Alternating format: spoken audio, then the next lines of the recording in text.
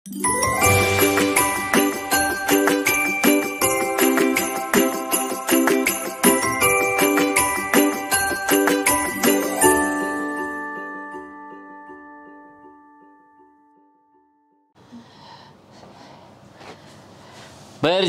lagi bersama saya Wong Ganteng Sak Donya. Bagaimana saya membantunya? Jeng. Masih? Selamat malam, Mas. Selamat malam. Pokoknya jangan sebutin identitas ya. Dan nama siapapun. Suaranya kok wong, Bu. Minta waktunya ya, Mas. Oh, boleh. Jadi ini bojoku suaranya sampean Bu ah. Koyo MC ya, MC Mindul lah. Koyo apa telo senggreng, Mas. Gimana? Sorry. Gimana? Iya, apa-apa. Itu yang masih pertanyaan kemarin, cuma kan tinggal dilanjut ya. Kan dari WA sampean. Iya. Itu mereka Itu sudah kan, gimana? Iya. Lanjut. Tadi siang kan ada telepon yang tentang istri saya kan yang ditahan, ada informasi keberadaannya. Yang pertama dari KJRI Hong Kong ya. Betul. Yang pertama kan bahwa kasusnya ini pemalsuan data dan overstay. Nah, sedangkan pas saya itu kemarin ada yang telepon, yang mungkin dikasih istri saya sih ya nomornya.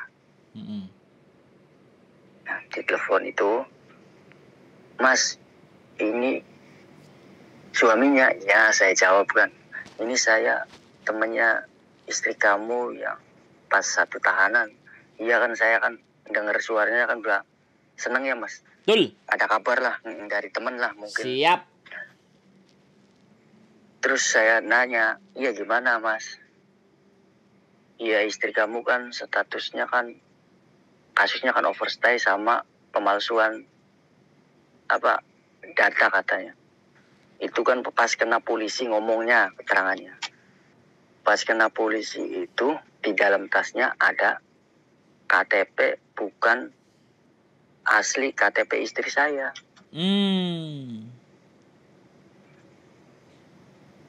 Yang status overstay-nya kan 19 hari udah keluar. Kalau istri saya kan sidangnya kan masih lama, sedangkan bulan depan lagi, pertengahan bulan depan, dipersulit.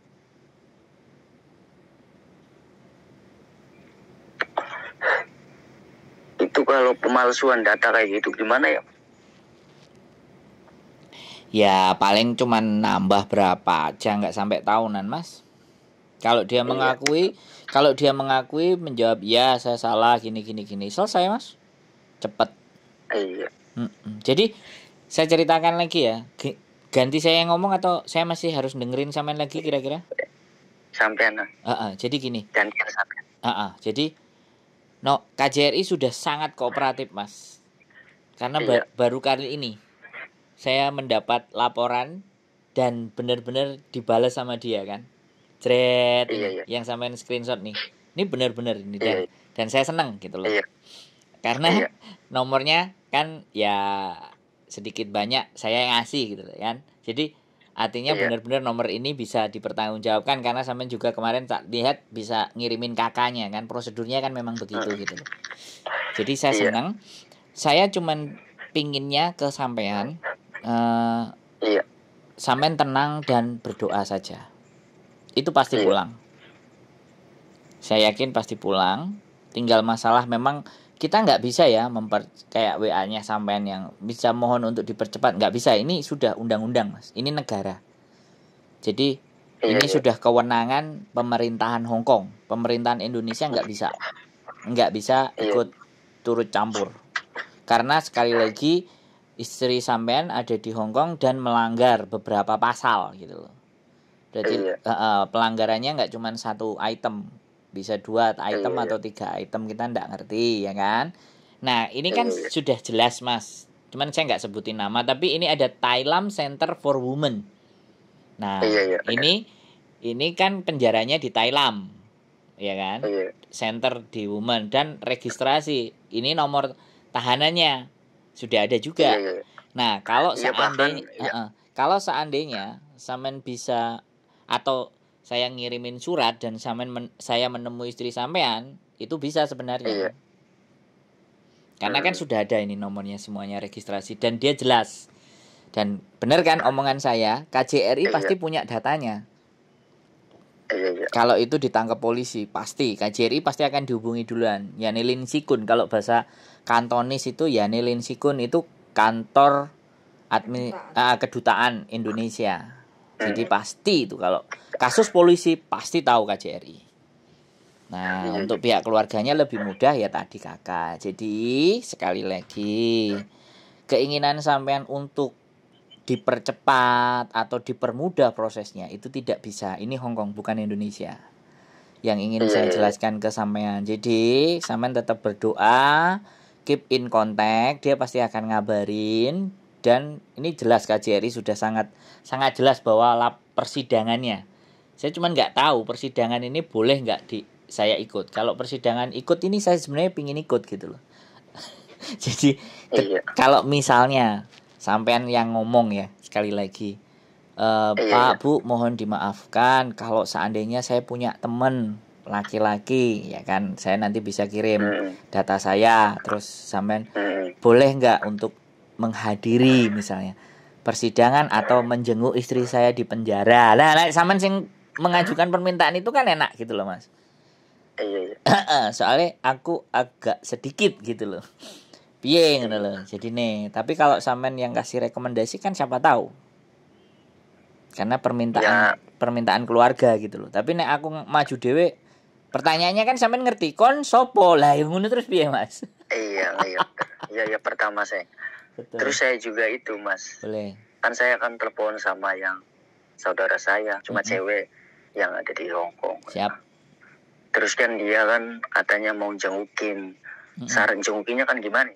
Nah, sampean kalau saudaranya tadi, saudara sampean ya, ini kan ada atas nama istri sampean, terus ada nomor registrasi. Ditulis saja alamatnya.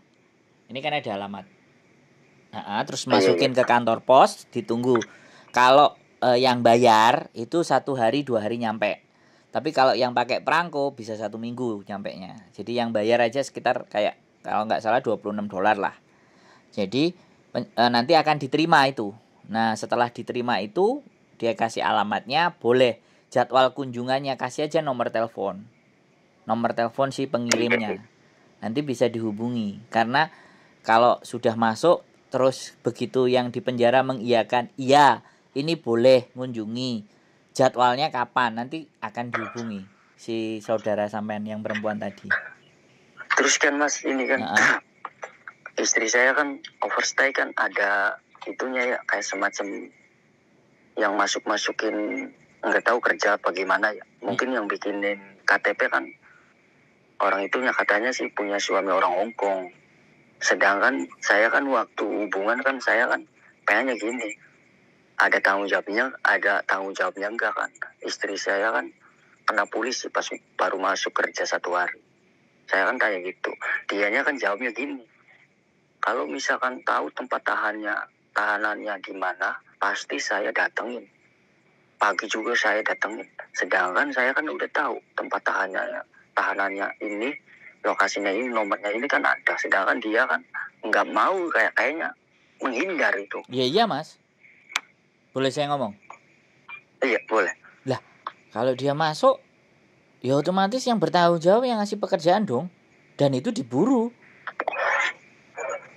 Bisa dipahami nggak? Karena yang kena nggak cuman istri sampean, yang mempekerjakan pun dalam peraturan dan perundang-undangan Hong Kong kena juga. Bahkan bisnisnya bisa ditutup. Iya kan, sedangkan gini Pak. Mas. Pas istri saya kan ini kan banyak rahasia ini, makanya saya. Kalau saya ibaratnya di Hong Kong aja saya ibaratnya. Yang pertama pas istri saya kena itu ngomong, ambilin masih ada sisa gaji. Ini nomornya, ini pesan suara istri saya kan. Kan orang tahanan itu kan hanya menghubungin hanya 1 orang pas masuk.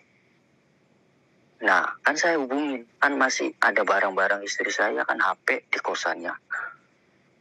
Terus masih ada sisa gaji. Sedangkan kayak barang-barang gajinya itu setengah ditahan, makanya kan bingung. Makanya istri saya kan ngomong, bilangin aja, tenang aja, nggak akan bilang-bilang tempat kosannya. Istri saya kan itu, kan saya tanda tanya apa ini sebenarnya. Nah, oke. Gini, sekali lagi saya perjelas, sampean nggak perlu curiga dan sampean nggak perlu berpikir yang overthinking, yang berlebihan, ya. Istri sampean sudah ditemukan di situ dan sudah ada kabarnya, itu baik. Jadi tolong, kalau sampean punya emosi, punya kecurigaan, ditahan dulu, ya. Enggak, kalau saya sih bukan ini Mas, bukan keceriaan istri saya berhenti kayak ini.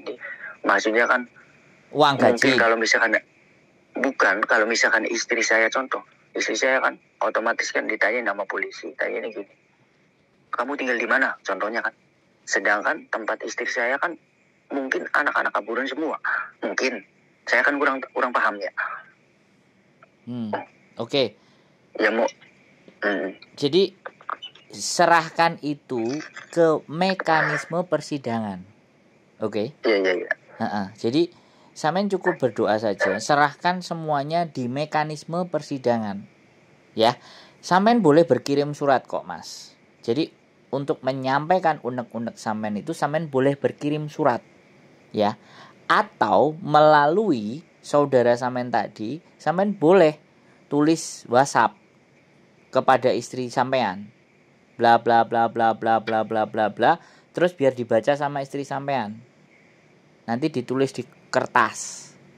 Ini surat pesanan dari suaminya, saya membawa message. Nanti di sana kan digeledah, nggak boleh bawa HP dan semua. Bisa dipahami nggak? Orang masuk ya orang saja, nggak ada bawa apa-apa. Masuk digeledah, keluar juga digeledah. Tapi dia bawa kertas surat untuk kalau kertas surat nggak apa-apa. Nggak apa-apa, kertas. Yang penting nanti ditunjukin. Ini dari suaminya. Kalau misalnya nggak boleh ya sudah, nanti di kopnya surat itu di luar dimasukkan ke perangko atau dikirim lagi kata-kata sampean untuk istri sampean. Jadi nanti akan berita itu akan terbaca sama istri sampean. Sampean kan ingin menyampaikan sesuatu ke istri sampean kan? Ibaratnya kan kayak gitu. Iya, makanya sampean tulis. Jadi nanti biar. Tapi istri saya udah kirim surat, katanya kata temennya yang udah keluar itu. Iya, Mas, makanya suratnya udah datang belum? Nah, belum. ya sabar, ditunggu. Kan ini Hong Kong sama Indonesia. 2 mingguan nanti nyampe. Ya, memang setiap orang yang masuk dikasih kesempatan untuk nulis surat ke keluarganya untuk mengabarkan posisinya dia seperti apa dan bagaimana. Fix. Itu memang begitu prosedurnya. Jadi sekarang apapun itu semuanya, saya cuma sampaikan ke sampean, istri sampean baik-baik saja.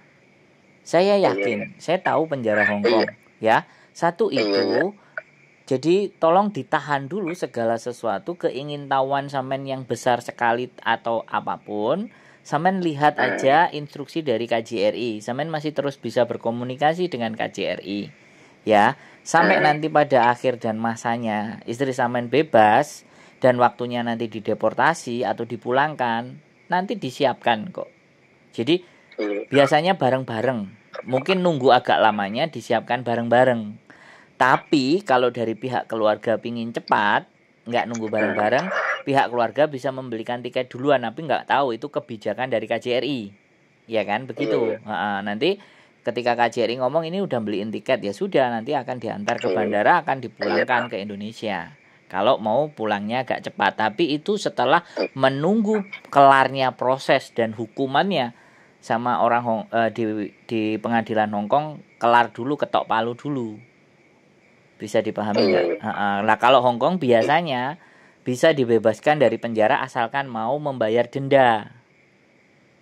Lah dendanya ini yang kita nggak ngerti. Nah, orang Hong Kong mending bayar denda dibandingkan mereka akan dipenjara, seperti itu.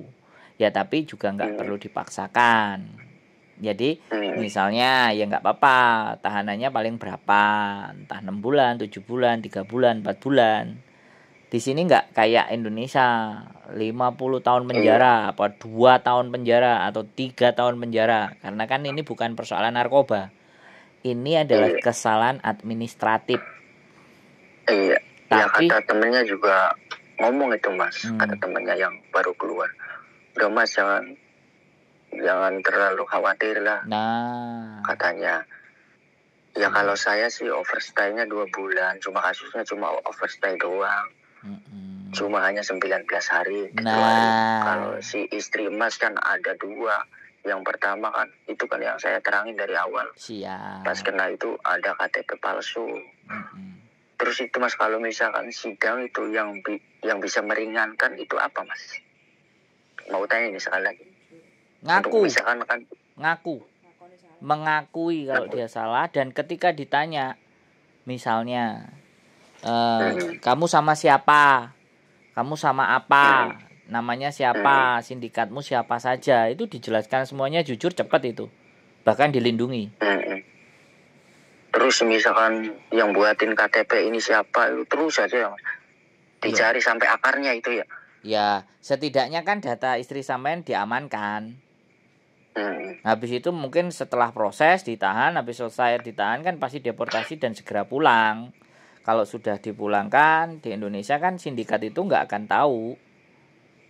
Bisa dipahami nggak? Nah, kecuali nanti kecuali istri sampean pingin balik lagi lah, nek balik lagi catatan kriminal ya agak susah. Yus duduk di rumah ya wis sama sampean yang kerja. Jadi seperti itu. Yang meringankan ya dia ngaku, ditanya dijawab, setaunya dia, sepemahamannya dia, gitu. Tapi kalau ngeles, ya kan? Karena di Hongkong pasti sudah orang ditangkap itu pasti gak mungkin gak ada bukti. Beda sama Indonesia. Di Indonesia bukti dibikin pun bisa ditangkap. Kalau di Hongkong tidak. Harus ada pembuktian dulu dan menyatakan iya baru terus ditangkap. Jadi seperti itu, ngaku, bicara, jujur, terus terang, selesai, nggak pakai lama. Dan kalau memang sudah dinyatakan sudah selesai dihukum, jebret, sampean langsung kirim tiket ke KJRI, komunikasinya sama KJRI, Pak, saya mau istri saya cepat pulang, saya belikan tiket, kira-kira boleh nggak Pak, bisa nggak gitu. Jadi biar nggak dipulangkan bareng-bareng, nggak usah nunggu. Begitu selesai masa hukumannya dia, tanggal berapa saya kasih belikan tiket, urusannya selesai, boleh nggak? Nah, sampean komunikasinya dengan pihak KJRI. Jadi dari sekarang jangan diminta dulu cepet-cepet. Setelah proses dulu, baru dia ngasih, KJRI kan pasti ngasih update pemberitaan. Bagian kejaksaan itu kan sudah dikasih nomornya. Sampean tinggal kontak, sudah selesai, sudah kelar, baru ya kan sampean bilang kalau nanti sudah keputusan boleh gak Pak gitu, selesai, aman. Emang kalau masalah sidang emang bisa dihadiri ya Pak? Nah itu ada sidang yang sifatnya tertutup, ada yang terbuka. Nah makanya kan saya nanya kalau memang boleh gitu loh. Iya. Ini aja tuh enter. Jadi kayak gitu. Iya. Ya udah, makasih banget ya Mas. Informasinya. Iya.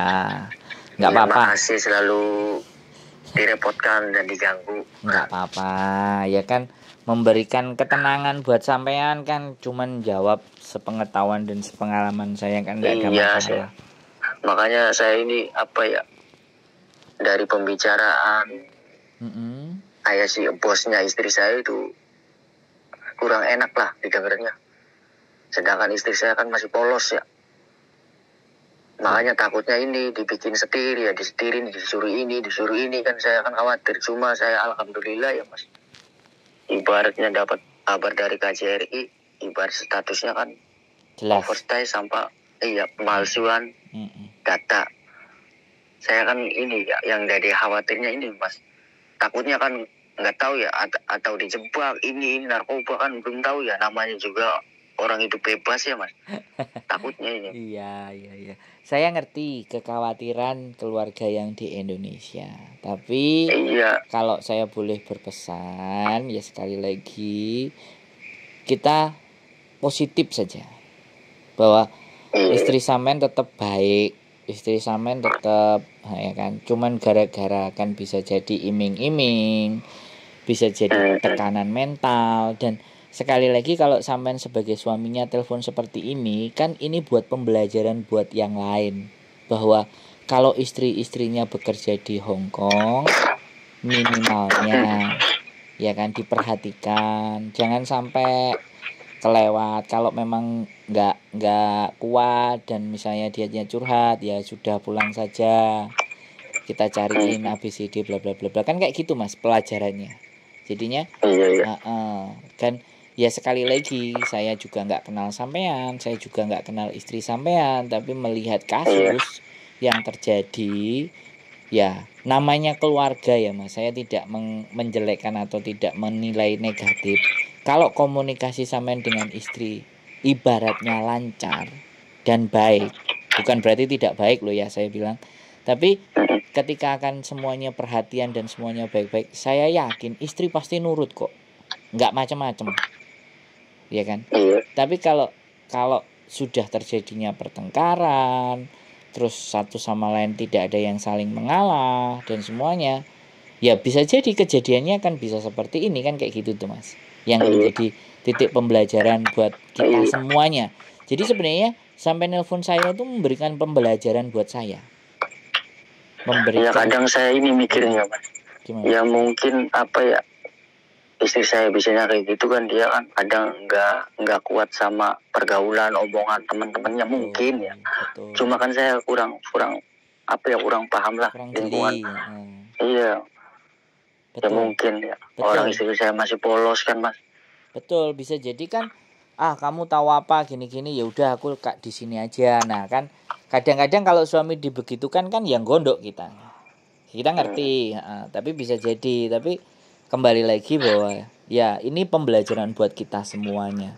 Jadi apa yang sampean sampaikan ini menurut saya hal yang positif, hal yang baik, sehingga saya bisa menunjukkan ke teman-teman yang lain bahwa perbaikilah komunikasi dan hubungan yang baik yang ada di Hong Kong ataupun keluarga yang di Indonesia, biar makanya saya tidak juga terjadi begini.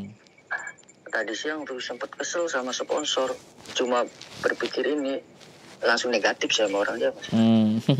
Pas langsung ada kabar dari teman istri saya yang baru keluar kan, terus sama KJRI kasusnya kan pemalsuan data.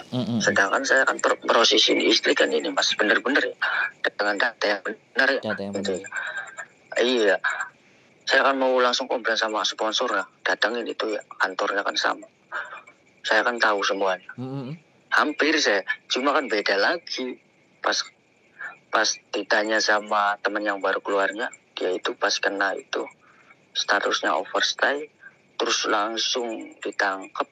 Kalau ditangkap itu mas, semua pakaian itu dibuka. Takutnya ada apa-apa katanya. Iya, itu standar. Buka, ya di dalamnya ada KTP-nya itu bukan nama asli saya, tapi aduh kan saya kan bingung ya.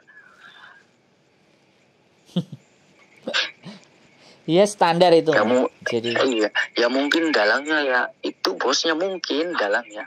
Ya sekali lagi iming-iming gaji besar dan kerja nggak sesuai prosedur, terus aman-aman nanti ditanggung ya.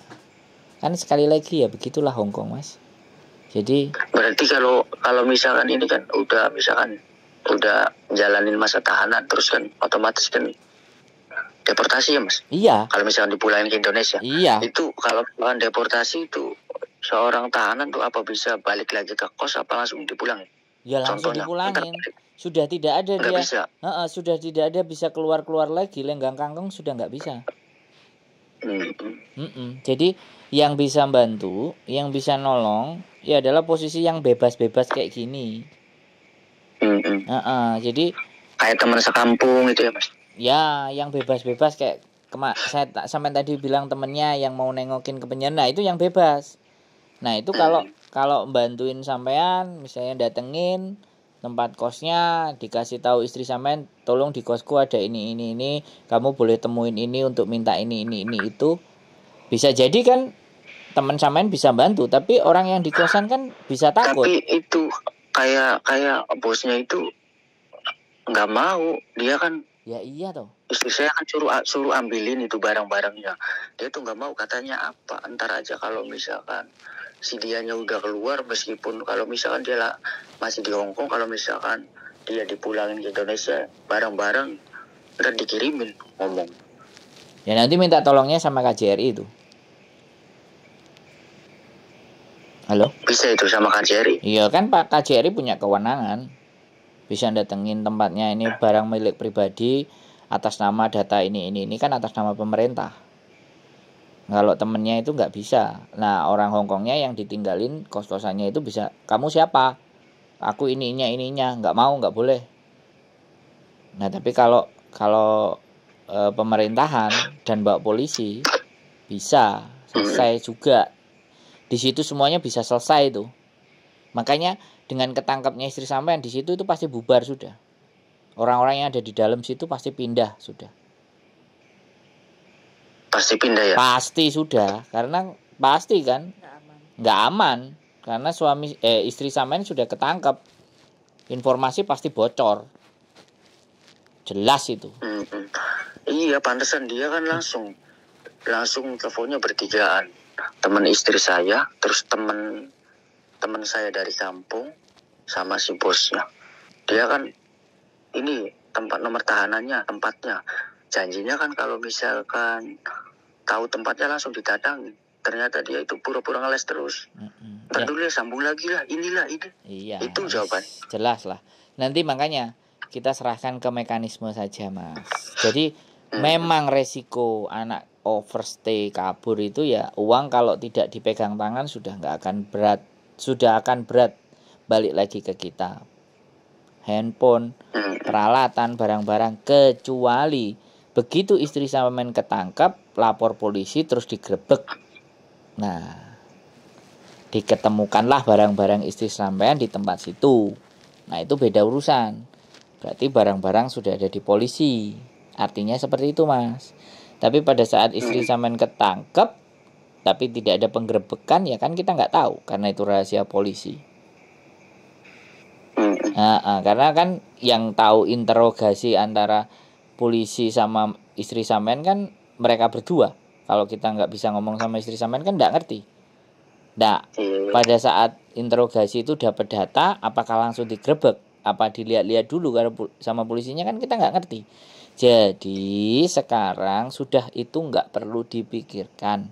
Barang-barang, gaji separuh, ya itu sudah nggak perlu dipikirkan. Yang perlu dipikirkan nanti adalah koordinasi dengan KJRI. Apabila sudah dinyatakan selesai di tahanan, boleh nggak dipulangkan cepat dengan ibaratnya biaya saya kirim dari Indonesia tiketnya, kan kayak gitu tuh. Itu yang terpenting, Mas. Jadi sekali lagi sampean yang positif, jangan lagi diungkit-ungkit urusan dengan bosnya apa ABCDEFGHIJ, biarkanlah itu nanti di persidangan. Ya. Intinya hanya seperti itu yang bisa saya sampaikan. Jadi boleh sampean penasaran, boleh sampean bertanya-tanya, tapi yang sesuai porsi. Dan posisi istri sampean ini salah, bersalah di bagaimanapun, di apapun. Kalau sampean suaminya kan, kalau istrinya disalahkan kan kadang ada perasaan tidak terima, ya kan? Karena sampean nganggap suami istri sampean baik-baik saja, tapi pada fakta dan kenyataannya di Hongkong terjadi seperti ini. Dan itu yang harus sampean belajar legowo untuk diterima. Seperti itu, Mas. Iya. Ya udah, cukup. Makasih, Mas. Ya, cukup, sangat cukup, Mas. Iya. Tetap semangat dan terus berdoa biar istri sampean mampu dan kuat menghadapi masalah-masalahnya di Hongkong. Gitu. Siap. Makasih, Mas, waktunya. Selamat malam, Mas. Sehat selalu. Matur sembah nuwun. Bye-bye. Assalamualaikum. Waalaikumsalam.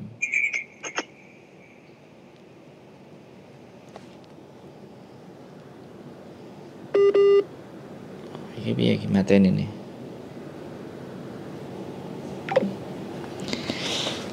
Bojoku ngomong. Iki suamine sangat perhatian. Dia dong, dia khawatir. Tapi kekhawatirannya itu sudah late, terlambat. Nah, ini pembelajaran buat teman-teman semuanya, khususnya para suami-suami yang nonton. Yang di Indonesia sana, suami-suami yang istrinya bekerja di Hong Kong. Perbaiki komunikasinya. Jangan egois. Pasti ini penyebabnya ya sedikit banyak. Tuntutan, Pergaulan juga lah aku rasa. ya sekarang pergaulan, Tapi kalau tak lihat ini suaminya juga care banget loh. iya, Sampai terkadang ini khawatir tentang istrinya. sampai cari info. Iya. Dan serius untuk nyari infonya itu. Iya, ya kita nggak tahu lah. Urusan rumah tangga itu kan nggak semua orang semuanya sama tuh. Intinya yang bisa kita ambil adalah para suami-suami, keluarganya yang ada di Indonesia apabila nonton konten saya, ya dikasih dukungan, Terus ya pokoknya ya disupport. Jangan cuma ditanyakan kirimannya kapan. Sedih loh, nyesek. Serius. Ibu saya loh yang aku kerja, nggak pernah nanyain. kirimane. Iya. Kowe gajian tanggal piro, kowe duwe duit apa ora? Malah justru kowe duwe duit apa ora, nek ora duwe duit mulya ae. Jadi jangan apa ya, ngejar teman-teman yang ada di sini kapan kirimannya. Tunggulah. Kalau dapat pasti dikirim. Yakin, hakul. Percaya saya. Ya kan? Kalau dia nggak mau ngirim berarti ada persoalan. Ini loh ya. Kamu aja, ibumu apa pernah? Nggak pernah sama sekali. Nah. Malah lewer. Hah? Delewer ah? Hah? Nae? Delewer. Mantune sing bingung iki. Hah? Ngono lho. Hah? Oke. Wis? Wis. Ngantuk? Ngantuk banget. Ya wis, mapan lho. Yoi. Keep stay tune ya teman-teman. Sehat selalu buat kalian semuanya. Dan mudah-mudahan keluarga di Indonesia semakin sadar, semakin paham. Garis bawah ceritanya ini bagaimana? Suaminya itu kehilangan istri gitu. Ya, Terus nanti dapat lihat aja kabar. judulnya kan. Karena kamu ngantuk, tak jelasin Oh. lagi panjang. Aku bisa ngomong sejam lagi. Oh gitu. Oke. Hah? Oke. Kok leren garis bawah? Sudah di garis bawahi tadi bahwa buat pihak keluarga yang di Indonesia, tolong gitu loh. Ya, perlakukan yang ada di sini itu baik. Jangan diuber dan dikejar setoran. Yakin majikan kasih duit pasti itu dikirim. Langsung kirim. Yakin, saya Dapatkan. percaya. Jadi mudah-mudahan apa yang jadi laporannya masih tadi buat pembelajaran kita bersama, bahwa harmonisnya hubungan keluarga, hubungan suami istri itu bisa membuat kesuksesan. Tapi ketika hubungan itu bengkong, Anda akan tahu sendiri seperti apa hasilnya. Oke?